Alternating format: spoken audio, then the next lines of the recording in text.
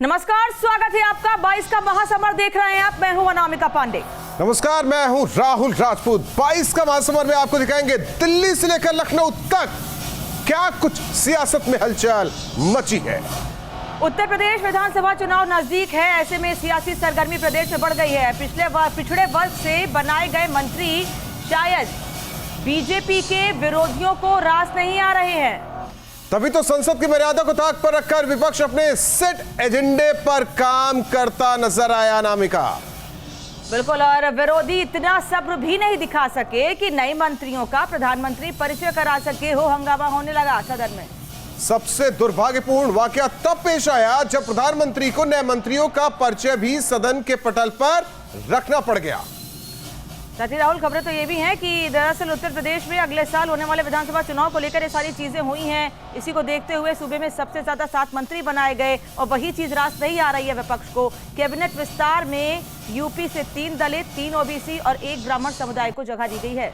लेकिन विरोधी शायद इसे हजम नहीं कर पा रहा और इसीलिए वो हंगामा होता रहा और पीएम स्पीच नए मंत्रियों का परिचय कराते रहे।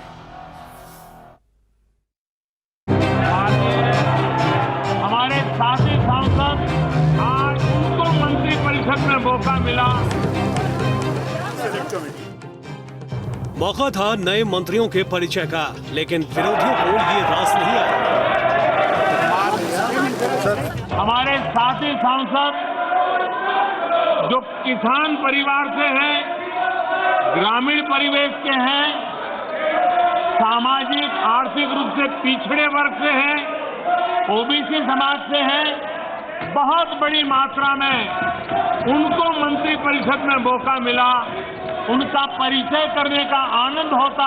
देश के दलित मंत्री बने, देश की महिला मंत्री बने, देश के ओबीसी मंत्री बने, देश के किसानों के बेटे मंत्री बने। ये बात कुछ लोगों को राज नहीं आती है। मुद्दों पर घेरने की रणनीति के चक्कर में विपक्ष ने पार्लियामेंट की सारी मर्यादा को ही ताक पर रख दिया। गरिमा और परंपराएं बनाए। मैंने पहली बार अपने 24 वर्षों के संसदीय जीवन में यह देखा है।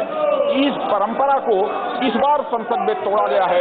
अध्यक्ष महोदय, मैं कहना चाहता हूं कि जो कुछ भी कांग्रेस ने किया है वह दुखद है, वह दुर्भाग्यपूर्ण है और साथ ही साथ यह अनहेल्दी अप्रोच है। क्या विपक्ष में है इसलिए विरोध करना है, या प्रधानमंत्री जिन मंत्रियों का परिचय कराना चाहते थे उन पिछड़े समाज से आए मंत्रियों को अपने बीच पाकर विरोधी इसे हजम नहीं कर पा रहे।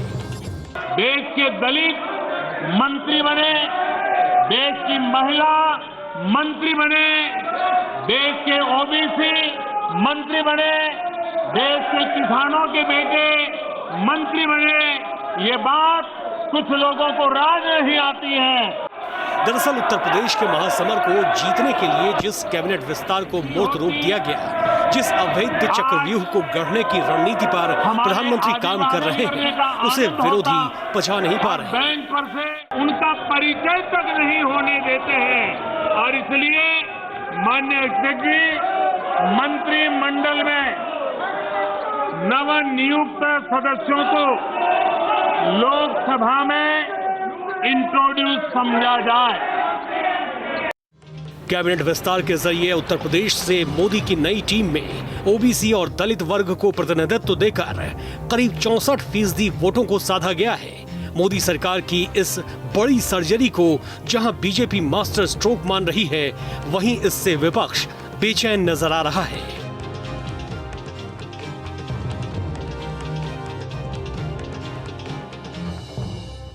कैबिनेट विस्तार के जरिए यूपी से मोदी की नई टीम में ओबीसी और दलित वर्गों को प्रतिनिधित्व देकर लगभग 64% वोटों को साधने की कोशिश की गई है।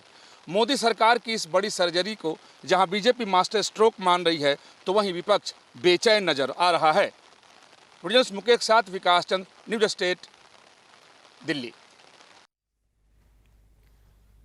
और सदन में जिस तरह से राहुल विपक्ष ने हंगामा किया है, उसके बाद यही सवाल उठ रहे हैं कि क्या उत्तर प्रदेश के सुपर 7 से डर गया है विपक्ष। जाहिर तौर पर अनामिका, सारी मर्यादा को ताक पर रख दिया गया जिसे पूरे देश ने देखा है।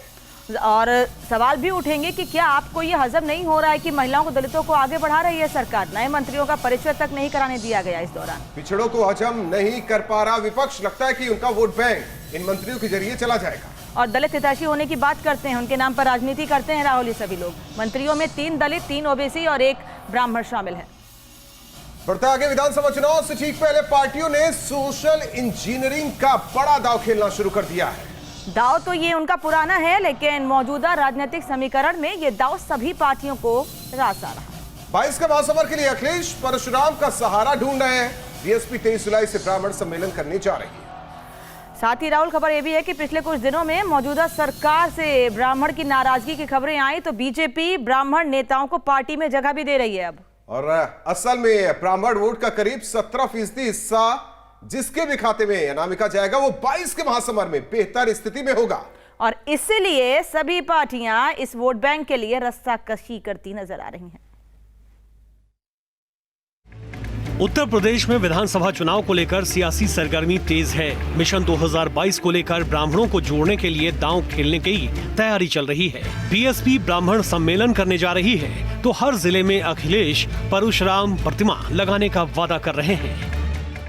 सन 2007 की तरह फिर से बीएसपी में जोड़ने के लिए इसी महीने 23 जुलाई से मेरे दिशा निर्देशन में बीएसपी के राष्ट्रीय महासचिव व राज्यसभा सांसद श्री सतीश चंद्र मिश्रा जी के नेतृत्व में इनकी धार्मिक भावनाओं को भी ध्यान में रखकर ये अभियान अयोध्या से शुरू किया जा रहा है।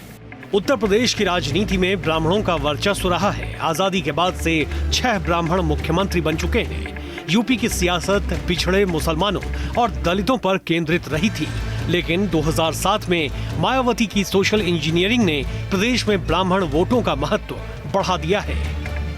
भूमिहार और त्यागी ब्राह्मणों को मिलाकर ये संख्या उत्तर प्रदेश में बनती है, जिसका बहुत ज़्यादा इम्पैक्ट है। इसके अलावा एक और बात कही जाती है राजनीतिक हलकों में कि ब्राह्मण जिसके साथ जाता है वो अपने साथ और भी जातियों को, समूहों को और ले जाता है और ओपिनियन मेकर के तौर पे ये रोल प्ले करता है सोसाइटी में। 2022 के चुनाव से ठीक पहले बीएसपी अध्यक्ष मायावती के इस दांव ने सभी राजनीतिक दलों को चौंका कर रख दिया। साथ में जब बसपा सुप्रीमो मायावती ने सोशल इंजीनियरिंग का फार्मूला अपनाया था, तो उस दौरान 403 सीटों में से 89 सीटें आरक्षित थी और बसपा को 61 सीटों पर जीत मिली थी। तभी से यह माना जाने लगा है कि ब्राह्मण उत्तर प्रदेश में निर्णायक मतदाता है। उत्तर प्रदेश में 17% ब्राह्मण वोट हैं, जिनका 50 से ज्यादा सीटों पर असर है। यानी कि उत्तर प्रदेश में ब्राह्मण राजनीति में सोशल इंजीनियरिंग के कड़ी में मजबूत कड़ी है। 22 के चुनाव में ब्राह्मण ध्रुवीकरण की कोशिशें जारी है। Nikhil Sharma, news state, Lucknow. तो हर पार्टी ब्राह्मण वोटों को साधने की पूरी कोशिश कर रही है। परशुराम के सारे 2022 साधने की नीति किसकी है? समाजवादी पार्टी की। सब जानते किस तरीके से मूर्ति लगाने की बात कही गई। और अब उत्तर प्रदेश में 17% ब्राह्मण वोट हैं और उन्हीं वोटों को साधने की कोशिश राहुल अब बीएसपी भी कर रही है। जाहिर तौर पर हर एक पार्टी कर रही है। ब्राह्मण राजनीति में सोशल इंजीनियरिंग, यानी कि अपनी परंपरागत वोट और एक चेहरा ब्राह्मण का। और पार्टियां विप्र वोटरों पर क्यों दाव लगा रही हैं, ये भी सवाल अब उठ रहे हैं। 22 में किसका होगा ब्राह्मण वोट बैंक? एक बड़ा सवाल इसलिए है क्योंकि 2022 का विधानसभा जिस तरीके से होगा और कौन पार्टी जीतती है, इससे तय हो जाएगा ब्राह्मण वोट बैंक किसके खाते में अनामिका गया। और 2022 के विधानसभा चुनाव को लेकर उत्तर प्रदेश में बीजेपी को जिताने के लिए संघ भी मोर्चेबंदी में जुट रहा है। लखनऊ में संघ की 2 दिनों तक चली बैठक में इस पर प्लानिंग भी तय हो चुकी है। संघ की प्लानिंग है कि यूपी के गांव में कम से कम 5 और ज्यादा से ज्यादा 11 स्वयंसेवकों की तैनाती की जाएगी, जिसमें महिलाओं की संख्या भी सुनिश्चित की जाएगी। और अगर फिर से लॉकडाउन की स्थिति बनती है या कोई आपदा आती है, तो ये स्वयं सेवक लोगों को राहत पहुंचाने का काम करेंगे। हालांकि ये लोग राहत का काम तो करेंगे ही, साथ ही बीजेपी की सियासी जमीन को भी मजबूती देंगे। और इसमें करीब 2.5 से 3 लाख स्वयंसेवकों की फील्ड में उतरने की संभावना भी है, जो योगी सरकार की इमेज बिल्डिंग पर भी काम शुरू करने जा रहे हैं, जिसको लेकर विपक्ष भी संघ और सरकार दोनों को आड़े हाथों ले रहा है। तो पंचायत चुनाव में प्रचंड जीत से उत्साहित बीजेपी मिशन 2022 से पहले मठ मंदिरों में दस्तक देकर साधु संतों का आशीर्वाद लेने जा रही है। और गुरु पूर्णिमा से बीजेपी यह अभियान पूरे देश में शुरू कर रही है, जिसमें पार्टी के कार्यकर्ता से लेकर सांसद और विधायक भी अपने अपने इलाके के मंदिरों के साधु सन्यासियों की शरण में जाएंगे। समाजवादी पार्टी ने बीजेपी के गुरु प्रेम को पूरी तरह से राजनीतिक करार दिया है और गुरु शिष्य परंपरा के राजनीतिकरण का आरोप भी लगाया है।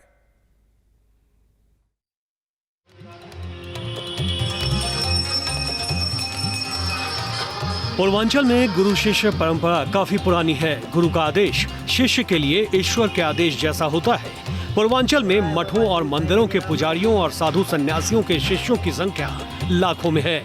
ऐसे में गुरु पूर्णिमा को बीजेपी इस बार गुरुओं को साध कर उनके जरिए शिष्यों को मिशन 2022 में अपने साथ जोड़ना चाहती है। बहुत अच्छा दिन गुरु पूर्णिमा का होता है, तो उस दिन भारतीय जनता पार्टी के सभी कार्यकर्ता जो है पूरे प्रदेश में और गोरखपुर क्षेत्र में भी सभी मंदिर मठों में जाएंगे और उनका आशीर्वाद प्राप्त करेंगे। बीजेपी की इस रणनीति को साधु सन्यासी हाथों हाथ लेते नजर आ रहे हैं। ये बीजेपी जब से आई तब से साधु संतों का, ब्राह्मणों का या धर्म के प्रति बहुत ही अच्छा रुचि रहा और धर्म की ओर अच्छा भाजपा करती रही। इसलिए हम लोग सबकी यही कामना है 2022 में भी भारतीय जनता पार्टी आवे। अन्य पार्टी के आने पे लोग सुरक्षित नहीं हैं। योगी जी ने अच्छा कार्य किया, मंदिर में या कहीं भी सबका सम्मान किया है, सम्मान की दृष्टि से कर रहे हैं। योगी जी पुनः 2022 में मुख्यमंत्री बनेंगे, ये सभी लोगों का स्नेह और आशीर्वाद बना रहेगा। योगी जी मुख्यमंत्री हैं। हालांकि भारतीय जनता पार्टी के इस अभियान पर समाजवादी पार्टी ने सवाल खड़े किए। ये सिर्फ गुमराह कर रहे हैं। समाजवादी पार्टी के लोग भी गुरु पूर्णिमा मनाते हैं और गुरु की पूजा भी करते हैं, लेकिन हर साल करते हैं। चुनाव के वर्ष ही करना, जिससे कि सीधे सीधे गुरु पूर्णिमा को भी ये भारतीय जनता पार्टी राजनीतिक रूप से इस्तेमाल करना चाहती है। गुरु पूर्णिमा के दिन होने वाले इस अभियान में बीजेपी के वो तमाम नेता भी अब मंदिरों और मठों पर दस्तक देंगे जो पिछले 4 सालों में अपने क्षेत्र के मंदिरों और मठों का रास्ता भूल गए थे। धर्म और अध्यात्म जो है मन की शांति के लिए बहुत ज़रूरी है। एक कोरोना काल में तो बहुत आवश्यक है। तो जो स्पिरिचुअल गुरु हैं, अगर उन्हें सम्मानित करती है रूलिंग पार्टी, तो ये एक अच्छी पहल है। साल चुनावी है तो ईश्वर के साथ उनके पुजारियों को भी साधने का काम शुरू कर दिया गया है। गुरु पूर्णिमा का दिन होता है अपने गुरु के प्रति आस्था और सम्मान प्रकट करने का, और पूर्वांचल में इस परंपरा को खासा महत्व भी दिया जाता है। लेकिन इस बार गुरु पूर्णिमा को मठों और मंदिरों के साधु सन्यासियों के पास कुछ ऐसे अनदेखे शिष्य भी पहुंचेंगे जो अपने गुरु को गुरु दक्षिणा तो नहीं देंगे, लेकिन उनके आशीर्वाद से 2022 के चुनाव में वोटों की फसल जरूर काटना चाहेंगे। वीडियो जर्नलिस्ट प्रदीप के साथ दीपक श्रीवास्तव, न्यूज स्टेट गोरखपुर। प्रियंका गांधी अपने 3 दिन के लखनऊ दौरे में आखिरी दिन गठबंधन बम फोड़ दिया है। पत्रकारों से एक अनौपचारिक मुलाकात में प्रियंका ने मन की बात खोल दी। साथ ही कांग्रेस ओपन माइंडेड है, उत्तर प्रदेश में किसी के साथ भी गठबंधन किया जा सकता है। बीजेपी को हराने के लिए यह इशारा भी राहुल देती गई हैं प्रियंका गांधी।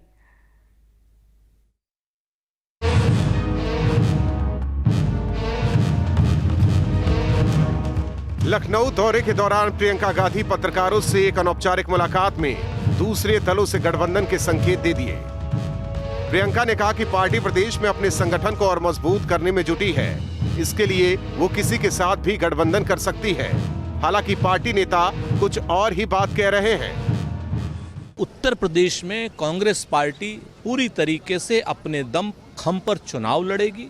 गांव-गांव का कार्यकर्ता हमारा उत्साहित है और हम लोग पूरी 403 सीटों पर चुनाव लड़ने की तैयारी कर रहे हैं। और श्रीमती प्रियंका गांधी जी ने हर कार्यकर्ता को सारी सीटों पर चुनाव की तैयारी करने के निर्देश दिए हैं। बाकी जो हाईकमान का आदेश होगा वो हम सब लोगों के लिए शिरोधार्य है। कांग्रेस नेता लगातार 2022 के लिए गठबंधन से इनकार करते रहे हैं, लेकिन प्रियंका के पास क्या गठबंधन के अलावा कोई और प्लान है? आखिर वो किस पार्टी के साथ हाथ मिलाएंगी? तो 22 का महासमर में आज के लिए बस इतना ही। खबरें लगातार जारी है, देखते हैं न्यूज़ स्टेट।